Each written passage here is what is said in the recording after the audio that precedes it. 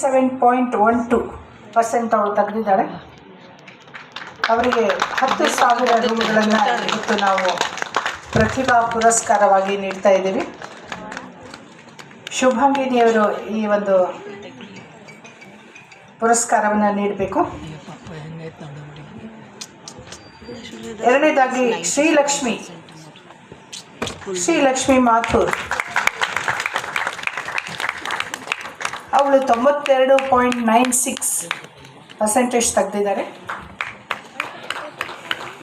ಶ್ರೀಲಕ್ಷ್ಮಿಯವರು ವೇದಿಕೆ ತರಬೇಕು. ಹಾಗೆ ಜೋರಾಗಿ ಚಪ್ಪಾಳೆ ತಟ್ಟಬೇಕು. ಎಲ್ಲರೂ ಚಪ್ಪಾಳೆ ತಟ್ಟೋದು ಆರೋಗ್ಯಕ್ಕೆ ಒಳ್ಳೆಯದು ಅಂತ ಡಾಕ್ಟರ್ ಹೇಳ್ತಾರೆ,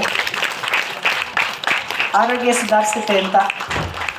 ಮೂರನೇದಾಗಿ ಹೇಮನ್ಯ ಪಿ, ಹಾಗೆ ಡಿ ತಮನಾ ಶ್ರೀ, ಇವರು ಒಂದೇ ಪರ್ಸೆಂಟೇಜ್ ತೆಗೆದಿದ್ದಾರೆ, 91.84. ಆದ್ದರಿಂದ ಇಬ್ಬರಿಗೂ ಕೂಡ ಮೂರನೇ ಒಂದು ಪ್ರತಿಭಾ ಪುರಸ್ಕಾರವನ್ನು ನೀಡ್ತಾ ಇದ್ದೀವಿ.